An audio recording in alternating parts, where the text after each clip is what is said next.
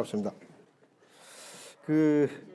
저희가 사실 우리 대조선 삼한 역사학회에서 역사를 하는 이유는 뭐냐면 우리가 역사가 너무 잘못되어 있고 또 우리 이런 잘못된 역사를 우리 후손들한테 물려줘서는 도저히 안 되겠다 싶어서 우리가 역사 활동을 2016년부터 뜻 있는 사람들끼리 모여서 시작을 했습니다.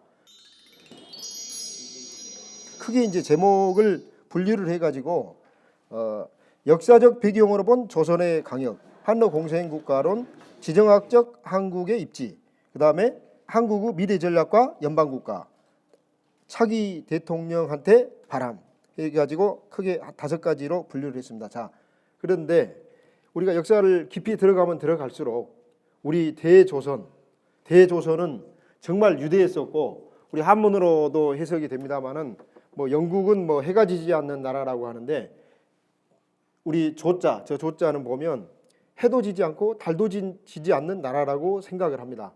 그래서 우리가 그 잘못된 역사 교육, 세뇌 교육을 받아가지고 사실은 우리 현재 우리 역사 무대가 고구려, 신라, 백제, 사만, 그 다음에 우리 조선의 역사가 이 한반도 조그만 저 강역인 것처럼 반도사간, 식민사간에 우리가 세뇌가 됐습니다.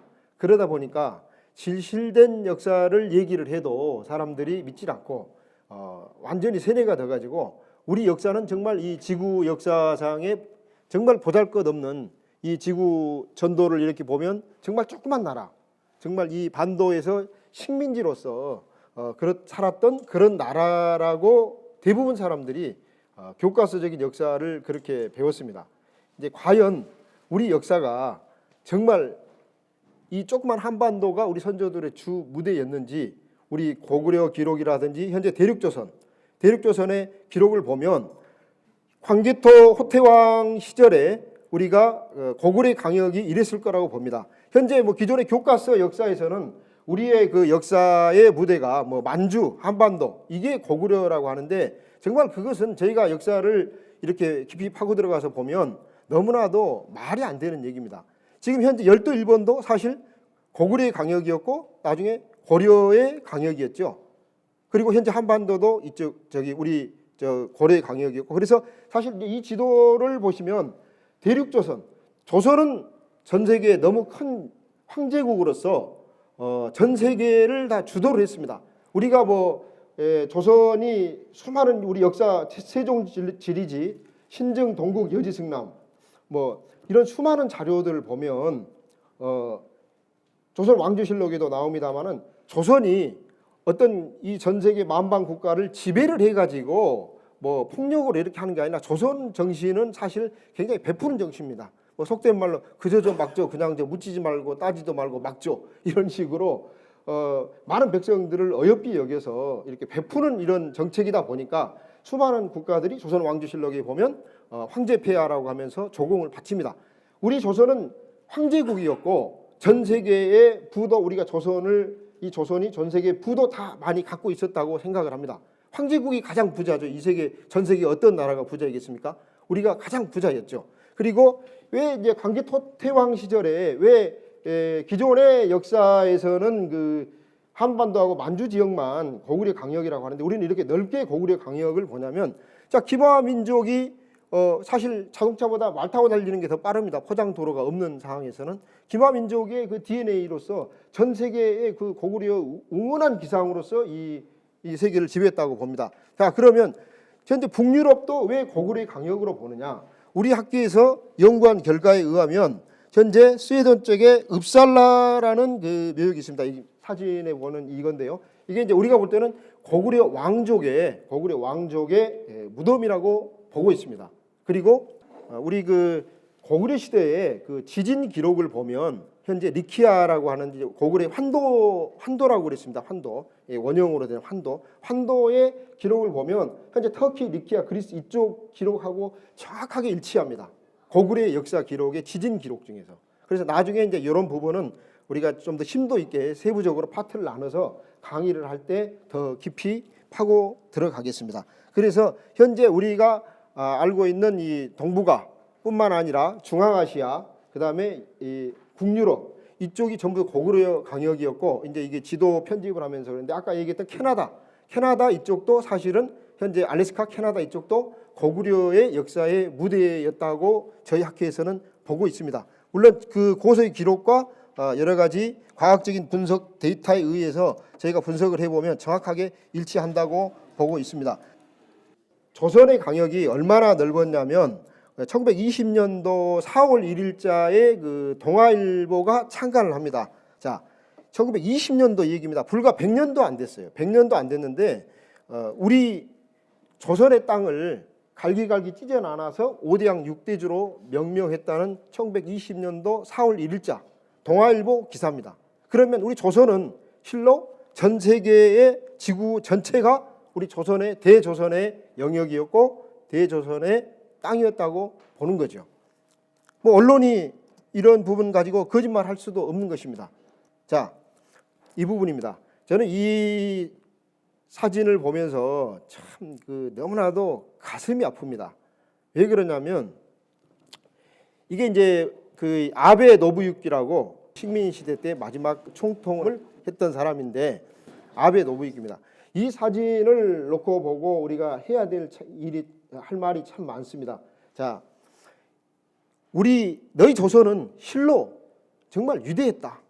그러나 우리는 총이나 대포보다 더 무서운 식민 교육을 심어 놓았다.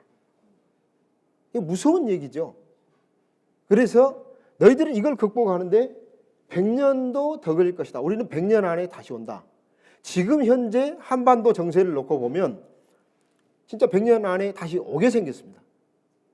이 얼마나 역사를 완벽하게 36년 가까운 세월 동안 이 지구를 주도했던 황제국인 우리 대조선을 역사를 갈기갈기 영토를 찢어서 6대주로 나누고 역사를 식민교육 반도사관으로 완전히 세뇌 교육을 했기 때문에 자신만만하게 저주스러운 발언을 했다고 생각을 합니다.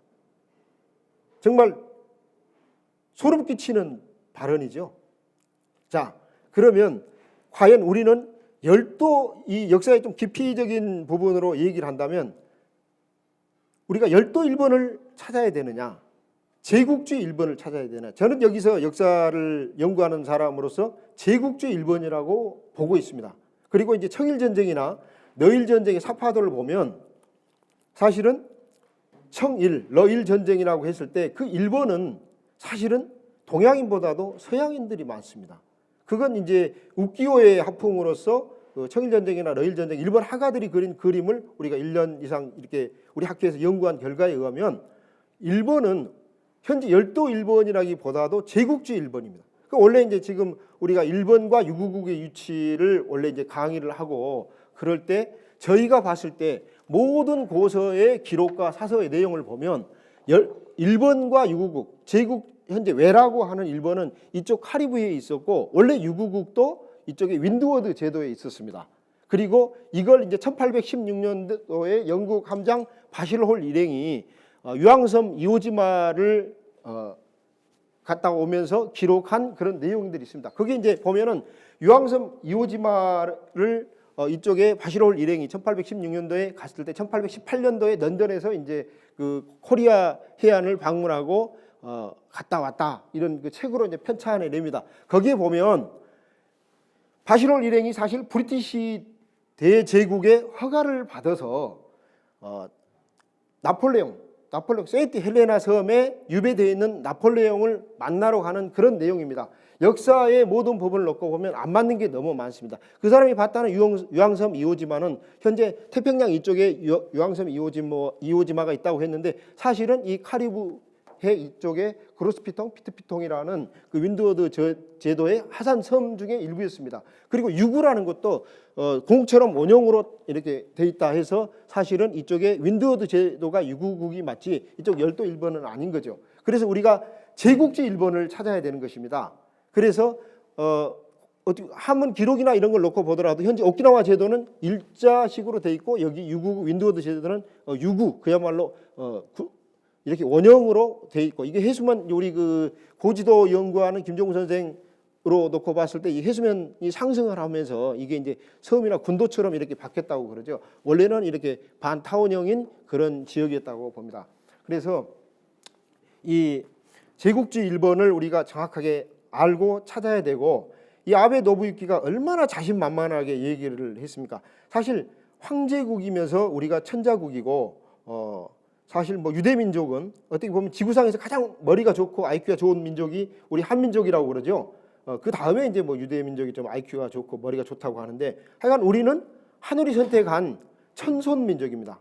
천손민족. 하늘의 성품을 가지고 있는 천성을 우리가 가지고 있는 것이죠. 그런데 사실 유태인들은 선택된 민족이죠. 하늘의 자손이 어떻게 보면 장자고 한 끗 더 높은 거죠. 우리 민족이 역사가 너무 잘못돼서 이 역사를 바로 알고 우리 민족이 천손으로서 앞으로 어질인과 홍익 정신으로서 이 전 세계를 갖다가 리더해야 된다고 생각을 합니다. 이 아베 노부유키가 정말 얼마나 우리 역사를 36년 동안 완벽하게 왜곡을 해가지고 그랬으면 이렇게 당당하게 저주스러운 발언을 했을까요? 조선인이 조선의 역사를 모르게 하라고 했습니다. 과연 우리 조선의 역사가 현재 우리가 살고 있는 한반도나 만주 지역이었다면 지구 전체를 놓고 봤을 때 사실은 정말 보잘것없는 나라입니다. 자원도 없고 뭐가 유대했다는 거죠? 그러면 뭔가 있었기 때문에 조선인이 조선의 역사를 모르게 하라고 그랬겠죠. 우리는 정말 이 지구를 갖다가 다 주도했던 하늘의 성품을, 천성을 지니고 있던 그런 민족이었기 때문에 두 번 다시 일어나지 못하게 역사를 36년 가까운 시간 동안 완벽하게 조작을 해가지고 총과 대포보다 무서운 식민교육을 심어놨다고 그랬습니다. 완전히 세뇌를 시킨 거죠. 그러다 보니까 우리가 진짜 역사, 또 우리가 앞으로 전 세계를 주도하고 홍익인간의 정신으로 리드할 수 있는 이런 역사를 펼치려고 하는데 완벽하게 조작을 해가지고 그야말로 식민, 노예 근성을 심어놨다는 것이죠. 저는 이런 속담에 이제 그런 말이 있죠. 부자는 망해도 3년은 간다. 그런데 저는 그렇게 생각합니다. 황제국은 망해도 300년은 간다. 이렇게 생각을 합니다. 우리가 뭐 전 세계에서 제가 볼 때는 역사적으로 놓고 봤을 때 가장 부자인 국가이고 부자인 민족이라고 생각을 합니다. 자, 그러면 우리는 앞으로 역사를 토대로 미래 전략을 어떻게 세워야 되는가, 그 부분을 한번 보기로 하겠습니다. 지금 현재 이 화면에 나와 있는 분이 블라디미르 수린 박사입니다. 2006년도입니다. 2006년도에 블라디미르 수린 박사, 모스크바 인구학 박사인데요. 이분께서 러시아에다가 폴리티스 체노키라는 그 러시아 백인이 보는 그 유명한 그 잡지가 있습니다. 거기에다가 코리아 선언이라고 합니다. 코리아 선언. 코리아 선언에 이제 심바이오틱 스테이티스라는 그 공생 국가론을 주장을 합니다. 이분이 이제 그 2006년도에 주장을 했을 때 러시아는 그럽니다. 러시아는 사실 뭐 땅덩어리가 굉장히 넓기 때문에 여기 지도에서 보는 것처럼 뭐 거의 뭐 유라시아 전체 북쪽의 전체를 차지하는 거죠. 러시아 면적이 이렇게 넓고 지하 자원이 풍부한데 러시아가 왜 수린 박사가 한국하고 공생국가 심바이오틱 스테이트스를 왜 해야 되는가, 그 부분을 이분이 러시아에 이제 설득을 합니다. 러시아 국민들한테 또 정치 지도자들한테 설득을 합니다. 자, 왜 우리는 지금 이 상태로 시베리아하고 연해주를 그대로 두면 우리 러시아는 몰락한다 그랬습니다. 왜 몰락하느냐? 러시아 경제 구조 자체가 천연가스하고 석유에만 의존하는 경제입니다. 우리 한국은 제조 국가이죠. 조그만 땅덩어리지만 굉장히 머리들이 좋기 때문에 아주 우수한 제품들을 많이 생산을 하고 제조를 하는 제조 국가입니다. 제조를 해서 수출로 먹고 사는 나라죠. 그리고 우리는 사실 황제국이었고 천손의 민족, 천성을 가지고 있기 때문에 저는 우리 대한민국 우리는 굉장히 부자라고 저는 생각을 합니다. 역사를 놓고 보면 우리가 부자였다는 게 맞다고 생각을 하고, 조금 이따 다시 이 부분은 얘기를 하겠습니다만은 예를 들어서 자기 가계도를 알려면 아버지, 할아버지, 증조, 고조, 할아버지의 역사를 알면 우리 집안이 얼마나 부자라는 걸 알 수 있습니다. 그런데 안타깝게 아베 노부유키 아까 저주스러운 발언도 했습니다만은 그 아버지 역사 또는 할아버지 역사까지만 알기 때문에 우리가 과연 천자국이었고 황제국이었고 전 세계 가장 물질이 풍부한 천선 민족으로서 하늘의 성품을 닮은 천성을 지니고 있는 민족이라는 걸 역사를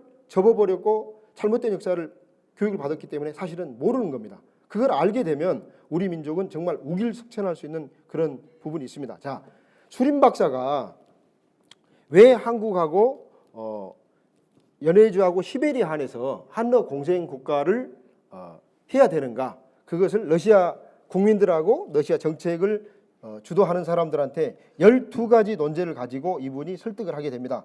자, 한국은 자원이 빈약해도 세계 12위에 해당되는 그 제조 국가로서 굉장히 근면 성실하고 또 교육 수준이 높고 이런 부분을 이제 수림 박사가 설득을 합니다.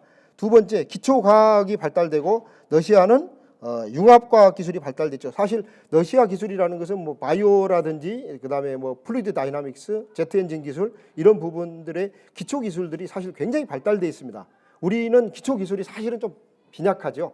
응용 기술은 굉장히 우리는 잘 응용을 할 줄 압니다. 그래서 러시아 기초 기술하고 한국의 응용 기술하고 접목을 하게 된다면 현재 시베리아하고 연해주에 한해서 한러 공생 국가를 만든다면 우리 러시아는 몰락하지 않고 부강할 수 있을 것이다. 그런 주장을 합니다. 세 번째, 한러 간의 역사적 민족적 앙금이 이제 없다는 거죠. 그걸 주장을 했었고요. 그다음에 통일 한반도에서 동북아 세력 균형을 밸런스를 맞출 수 있기 때문에 한국하고 러시아하고 한러 공생 국가를 하면은 굉장히 좋다는 네 번째 주장을 했었고요. 그다음에 경제 구조의 상호 보완성.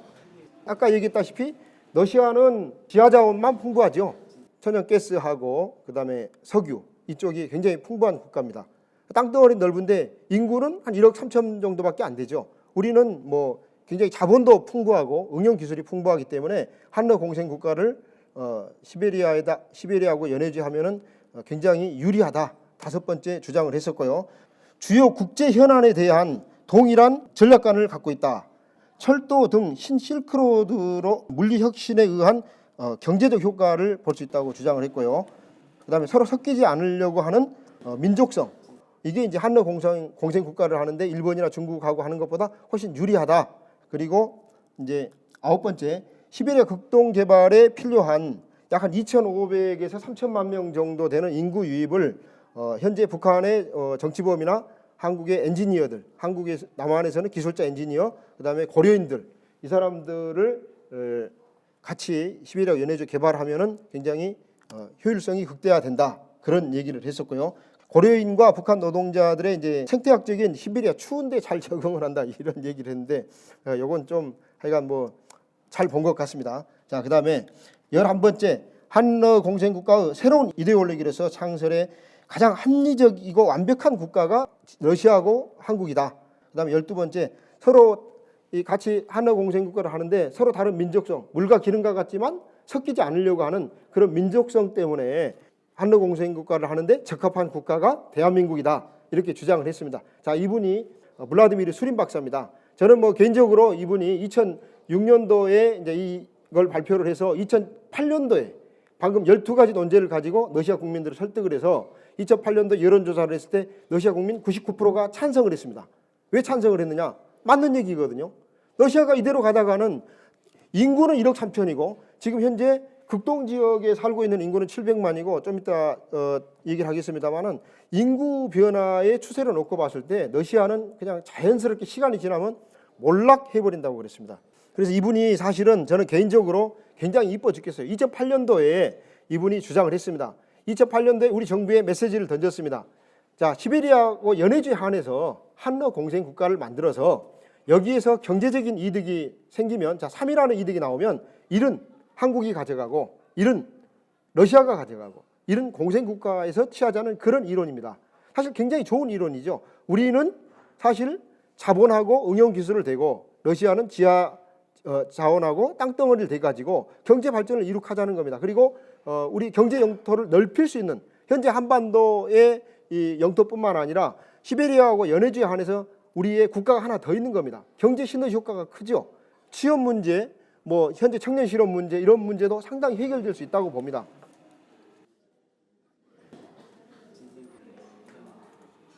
지금 이 사진은 이제 우리가 사하공화국이라고 있습니다. 현재 남북한 합친 면적의 32배 정도, 30배 이상 되는 나라로 알고 있습니다. 야쿠티아라고 그러는데요. 사하공화국은 사실 독립을 하려고 합니다. 물론 현재 과거 소련 시절에 이제 러시아로 바뀌면서 소련이 모라토리엄 때문에 이제 경제에 어떤 문제가 있어서 소련이 해체가 되고 러시아로 이제 분류가 되면서 거기 연방 국가들이 많이 독립을 하려고 합니다. 그 사하공화국의 어린애들입니다. 이게 이제 사하공화국을 보면 어린애들 자세히 보시면 마치 우리 옆집 동네 어린애들하고 똑같이 생겼죠. 원래 대고려의 영역이었고 대고구려의 영역이었기 때문에 우리하고 같은 형제들이죠, 형제. 이 사하공화국도 독립을 하려고 합니다. 우리가 사하공화국을 사실은 독립을 하게끔 도와줘야 됩니다. 사하공화국은 사실은 이게 땅덩어리도 크지만 이게 지하 자원이 굉장히 풍부합니다. 지하 자원이 풍부하죠. 그래서 이 사하공화국이 남한 면적의 30배 이상 되는 면적인데 현재 여기는 뭐 엄청난 지하 자원이 있죠. 그 중에서 가장 다이아몬드가 많다고 그럽니다. 다이아몬드가. 그래서 이쪽에 사실은 많이 개발을 해야 되고 여기 시베리아 블라디미르 수린 박사가 얘기하는 시베리아 지역의 일부죠. 그리고 그 위에 이제 저쪽에 보면 오츠크의 안쪽에 마가단이라고 있습니다. 마가단 같은 경우도 석유나 지하 자원이 굉장히 풍부한데 이 마가단 지역은 사실은 금이 많습니다. 보통 광산에 뭐 100만 톤씩 금이 있다고 그래요. 현재 뭐 러시아 과학자들이 지질 조사를 해보면 마가단 쪽은 금이 많습니다. 사하공화국 야쿠티아 쪽에는 다이아몬드가 많습니다. 그래서 우리는 사실은 여러 가지 우리가 한반도가 쪼개지고 뭐 경제적으로 어렵긴 하지만 지정학적인 위치로 놓고 봤을 때 아직까지 우리는 역사를 바로 알고 우리가 누구라는 정체성을 제대로 알고 우리가 스스로 독립할 수 있게끔 그렇게 우리 의식을 다 계획을 하고 한다면 우리는 아직까지는 기회가 있다고 생각합니다. 첫 번째 단계가 우리 현재 나진 선봉 쪽에 있는 연해주 우리가 하바르브스크 연해주 이쪽을 개발해야 된다고 생각을 합니다. 자, 2008년도에 브라디미르 수린 박사가 한러 공생국가론을 얘기하니까 일본이 보따리를 싸가지고 갑니다. 보따리를 싸가지고 가서 자 시베리아하고 연해주의 한러 공생국가를 대한민국하고 하지 말고 우리 일본하고 하자. 우리 일본하고 하면은 우리가 사할린이나 이쪽에 천연가스 라인 모든 걸 다 우리가 깔아주고 사회 간접자 우리가 다 대고 할 테니 왜 대한민국하고 하려고 하느냐. 우리 일본하고 하자. 근데 러시아 정부에서는 그때 당시 노를 했습니다. 왜? 일본 같은 경우는 뭐 여러 가지 뭐 해저 지형이 앞으로 뭐 가라앉는 이런 문제도 있고 뭐 여러 가지 역사적인 앙금이 있기 때문에 일본하고 같이 하게 되면 결국 시베리아하고 연해주를 뺏긴다. 그 다음에 이제 이 북방 쿠릴 영토 4개 섬하고 영토 분쟁 문제가 있습니다. 하부마이 군도 뭐 이트루프 이쪽에 그 북방 영토 4개의 영토 문제가 있는 거죠. 러시아는 내 나라, 일본은 못 주겠다.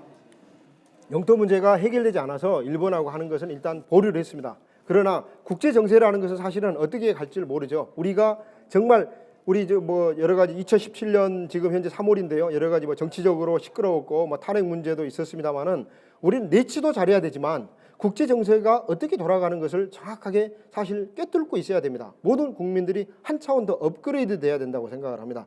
자, 이 그림은 뭐냐면 현재 블라디보스톡에 이제 차로 한 2시간 거리 우수리스크라고 있습니다. 여기는 농업 도시인데 현재 중국 인구가 거의 시장을 다 장악을 했어요. 여기 보면 흑하시하고 이제 흑룡강을 사이로 두고 저쪽에 흑하시하고 블라고베센스크라는 그 러시아의 그 두 도시에 다리를 놓자고 끊임없이 중국이 주장을 합니다. 근데 러시아는 다리를 놓자고 주장하는 것에 대꾸 자체를 안 해버립니다. 왜 그러냐면 다리를 놓고 보면 블라디보스톡 옆에 우수리스크를 모델로 놓고 봤을 때 중국의 인구가 밀고 돌아버린다는 거죠. 2000년도만 하더라도 이 현재 동북삼성, 흑령강성, 길림성, 연용성 이쪽에 만주 지역에 있는 인구가 중국의 인구가 1억 3천이었습니다. 그리고 2015년도 이때만 하더라도 2억이었어요. 지금 2017년도에 인구가 3억입니다. 여기 인구가. 그러면 다리를 놓는 순간 밀고 돌아버린다는 거죠. 그래서 블라디미르 수린 박사가 굉장히 우려를 했는데 사실은 2015년도 말로 알고 있습니다. 이때 당시 중국의 헤이어싱방이라는 회사에서 4,900억을 들여서 자바이칼스키 현재 만주 지역의 만주하고 몽골 이 사이 지역입니다. 이 자바이칼스키에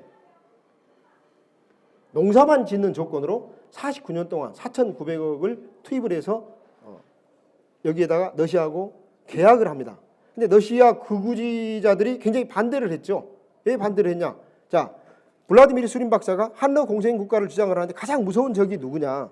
바로 중국이라겠습니다. 자, 여기 보시면 아시다시피 현재 연해주나 이쪽이 극동 쪽에 하바로브스크 지역, 마가단, 뭐 사공화국 이쪽 인구 다 합쳐봤자 러시아 인구 700만밖에 안 됩니다. 1억 3천 중에서 700만이에요. 그런데 현재 우리 뭐 연변이라든지 이쪽에 그 흑룡강성, 길림성, 연용성, 만주 지역 여기가 인구가 3억입니다. 3억.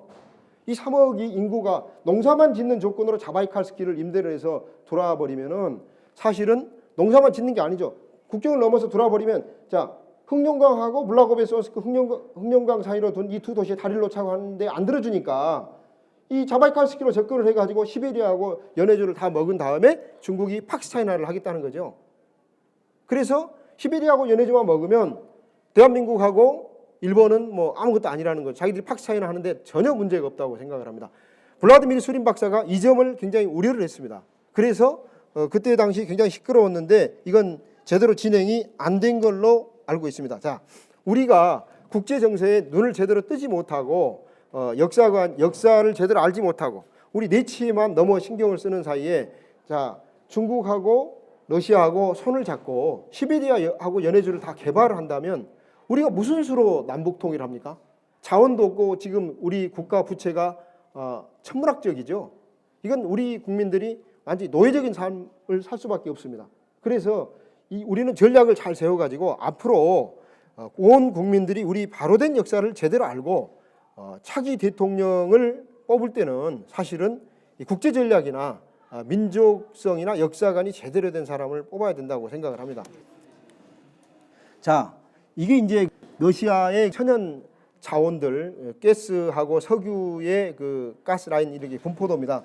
제가 몇 년 전에 이제 무역을 하는 선배랑 같이 무역적으로 뭘 접근하다 보니까 한국가스공사에서 러시아의 그 가스, LNG 가스, 우리가 겨울에 쓰는 LNG 가스를 이 사할린에서 엄청나게 수입을 한다고 그러더라고요. 저는 이 얘기를 보면서 역사를 하는 사람 입장에서 봤을 때 굉장히 안타까웠습니다. 왜 그러냐면 우리가 사실은 여기가 어떻게 보면 우리 대조선의 영역이었고 우리 땅인데 우리가 힘이 없고 빈약하다 보니까 결국 땅덩어리 뺏겨가지고 우리 것인데 엄청난 돈을 주고 우리는 가스를 사고 있습니다. 그게 우리 국민들 뼈 빠지게 벌어서 허리가 휘어지도록 번 이런 세금 이런 거 가지고 사실은 우리가 이렇게 경제적인 참 그 계속 악순환이 되는 거죠.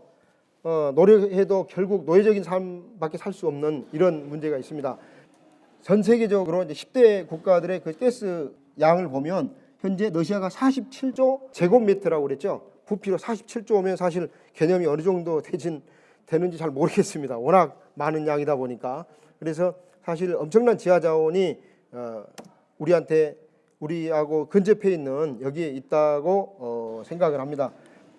아까 그 블라디미르 수린 박사가 러시아가 이대로 두면 올라간다는 건 뭐냐면 사실 인구 문제입니다. 인구. 지금 가장 근접해 있는 중국은 인구가 동북 삼성이만 해도 3억인데 시베리아하고 연해주에 진짜 뭐 어떤 들어올 수 있는 계기만 된다면 진짜 러시아는 그대로 뺏기는 거죠. 인구가 계속 감소하고 있습니다. 러시아는 현재 1억 4천이 안 되는 걸로 알고 있습니다. 인구가 이렇게 적다 보니까 결국 땅덩어리는 넓고 인구는 적고 개발할 수 있는 능력은 안 되다 보니까 결국 뺏긴다고 생각을 합니다.